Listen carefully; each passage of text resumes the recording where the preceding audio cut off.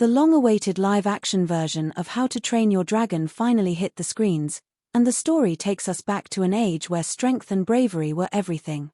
In this world, Vikings measure honor by how many dragons they slay, but destiny has other plans for one unlikely boy. Hiccup, thin and awkward, grows up in the harsh northern lands where raids are constant and danger never rests. While his people see dragons as enemies, Hiccup takes a step no one dared before. Instead of killing one, he spares it. This decision changes not only his life but also the fate of his entire village. The island of Berk, home to Hiccup and his tribe, is beautiful yet unforgiving. The houses are strong against storms, the air sharp and clean, but the biggest problem isn't the weather, it's dragons. Other villages fear wolves or rats, but Berk's curse is living beside these fire-breathing predators. Generations have fought against them, and in return, the Vikings have mastered the art of battle. Stoik the Vast, Hiccup's father and chief of the tribe, represents this strength. He is a legend, a warrior said to have fought dragons since childhood, and the entire village looks up to him as their protector. Among all dragons, one stands above the rest as the most dangerous, the Night Fury, a creature so fast and hidden in the darkness that no one has survived an encounter. When a fresh raid begins, the village explodes into action. Fires rage, weapons clash, and Stoik leads his people with fearless determination. Gobber, the weathered blacksmith and trainer of young recruits, rallies the teenagers known as the Fire Squad, preparing them for the day they will replace the older warriors. Astrid, sharp-eyed and ambitious, dominates the group with confidence, while Hiccup remains in the background, desperate to prove his worth. Stoik sees him as weak, unable to wield a weapon properly, and openly tells him that if he wants to be respected, he must stop being himself. The rejection cuts deep, and Hiccup decides there is only one way to win his father's pride: hunt the Night Fury. Ignoring orders to stay out of danger, Hiccup sneaks into the chaos with his homemade contraption. Against all odds, he manages to shoot down a hidden figure in the sky. Excited but shaken, he almost shares the truth with his father but loses the chance as more dragons pour in. After the raid ends, he admits to Stoik that he hit a Night Fury, but the claim is dismissed as another of his reckless blunders. Stoik, burdened with the duty of feeding the entire village, grows furious and warns him that Viking life leaves no room for mistakes. The very next day, Stoik prepares to sail out with men to search for the dragon's nest. Before leaving, he entrusts Gobber with training the youths, including Hiccup. For the chief, dragon slaying is the only path for his son. For Hiccup, however, something has shifted. Following the trail of destruction left during the raid, he stumbles upon the downed Night Fury. The creature lies trapped, injured, and helpless. Knife in hand, Hiccup steps closer, thinking this could finally make his father proud. Yet when the dragon meets his gaze, Hiccup hesitates. He cannot kill it. Instead, he cuts the ropes and lets it go. To his shock, the dragon does not vanish in fury but limps away, unable to fly properly. Days pass, and curiosity draws Hiccup back. He discovers the dragon is still grounded, its tail damaged. Slowly, he approaches, laying down his weapon to prove he means no harm. Offering food, sketching shapes in the dirt, and showing patience, he begins to earn the creature's trust. He names it Toothless after realizing its retractable teeth hide until the last moment. What begins as fear turns into a quiet friendship. For the first time, a Viking and a dragon share something other than hatred. At the same time, Gobber's training continues. The Fire Squad face different species inside the arena, each encounter testing their reflexes and courage. Astrid shines as a natural leader, while Hiccup, instead of fighting, uses what he learns from Toothless. He notices weaknesses, experiments with small tricks, and soon begins outsmarting the dragons without violence. The others mock him at first but cannot deny his surprising victories.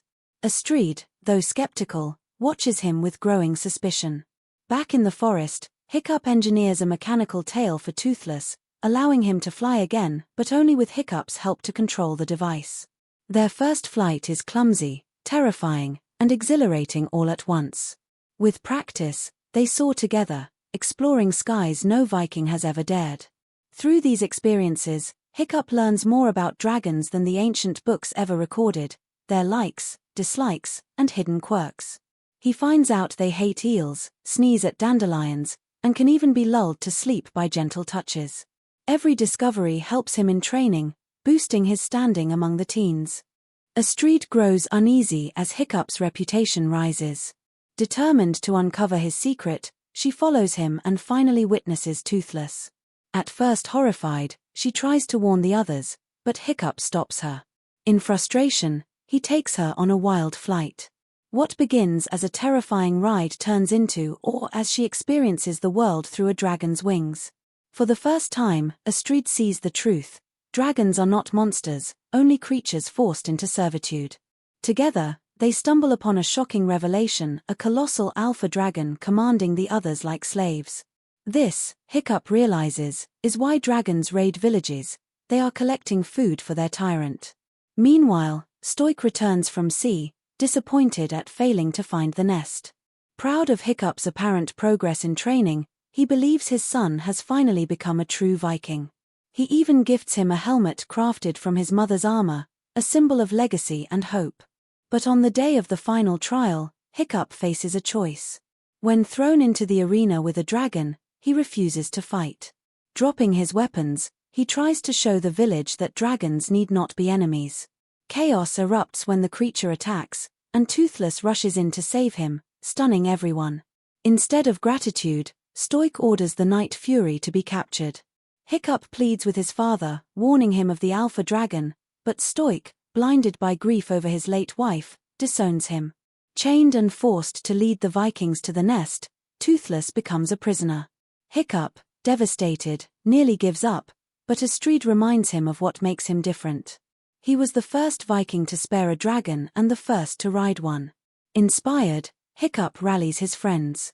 Each teen mounts a dragon freed from the cages, and together they set off to stop the disaster. At the volcano, Stoik and his men awaken the monstrous Alpha, a beast of unimaginable size and fury. Ships burn, warriors scatter, and all seems lost. At the peak of despair, Hiccup and the fire squad arrive riding dragons, diving into battle with courage no one expected. In the chaos, Stoik nearly perishes, but Toothless, finally freed, saves both him and Hiccup. For the first time, the chief sees the bond between boy and dragon, realizing his son's path was not weakness but a different kind of strength. The fight against the Alpha is fierce. Fire rains from the sky, the earth trembles, and dragons and Vikings struggle side by side. Hiccup and Toothless rise above the clouds, striking at the beast's wings and challenging it head-on. In a final desperate moment, Toothless shields Hiccup from deadly fire, sacrificing his own safety. When the smoke clears, the Alpha collapses into defeat, and silence falls over the battlefield. As the villagers search the ruins, Stoik fears his son is gone. Then, from beneath Toothless' scorched wings, Hiccup emerges alive, though injured. His left foot is lost, but his spirit remains unbroken. The entire tribe, moved to tears, witnesses the moment when Stoik embraces his son, finally proud to call him family. For the first time, dragons are not prisoners but partners. The story closes on a changed Berk. Where once fire and fear ruled, now laughter and flight fill the skies. Hiccup adjusts to his new prosthetic, built by Gobber with pride, while Toothless walks by his side. Astrid, no longer his rival, shares a kiss that seals their bond. Stoik, humbled and grateful, admits the village needed more of Hiccup all along. Together, humans and dragons live as one, and the boy once seen as a mistake becomes the bridge to a new future. To live on Berk still means hardship, storms, and struggle, but now it also means flying with dragons.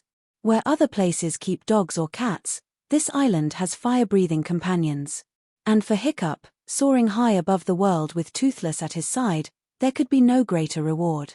The legend of the boy who befriended a dragon becomes a story not just for Vikings, but for all who believe that courage sometimes means refusing to fight. In the end, this retelling of a Viking boy and his dragon companion is not just about fire and flight, but about courage, friendship, and the bravery to challenge tradition for something greater. If you enjoyed this recap, make sure to subscribe, like, and share the channel for more epic movie breakdowns and storytelling adventures.